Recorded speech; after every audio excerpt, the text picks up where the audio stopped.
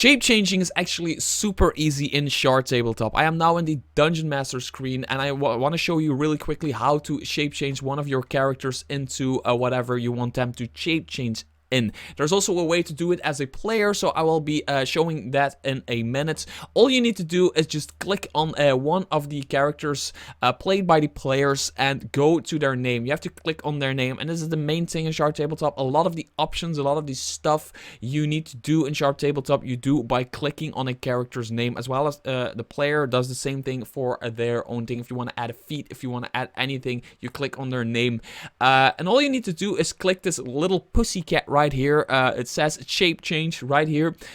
Change shape, it actually says. And then there are a few options, a few standard options that are already in the software. You can change yourself into, let's say, a giant wolf spider, for example.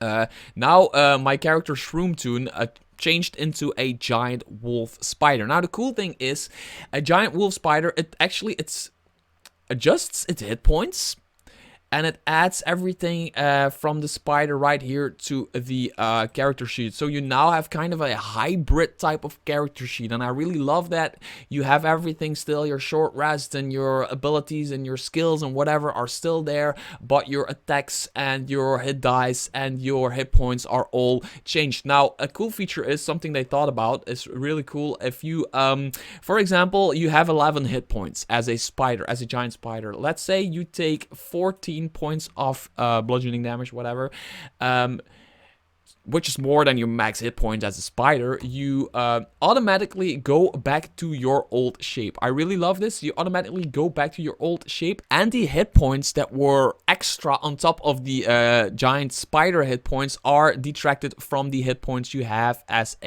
your normal shape. So it automatically does that. I am now on 1 hit point, so I'm nearly rolling death saving throws. But it's just you take your damage, and it automatically changes back to your normal form and detracts the hit points you still owe from your hit points as your normal form. So be really careful with that because you could die if you add 1 more hit point or whatever. The same thing happens when you are a player, and let's say I'm now in the player screen of Drop That, which is my red folk who is Shroomtoon's friends. The player can actually do the same thing. All you need to do is click the player name, change shape, and you can change into whatever it says right here. Now, you can always also just click the pick button, and then you can scroll through all the monsters you have access to, which are, you can all go all the way up to, if I click more right here, it will load more. You can go all the way up to, let's say, a Tarrasque. You can change yourself into a Tarrasque. Yeah, you could. Which has 667 hit points. So again, let's say you take 677 damage. It automatically changes you back to your red folk form, and you have 7 hit points out of 8 because you took an extra hit point in your wild shape.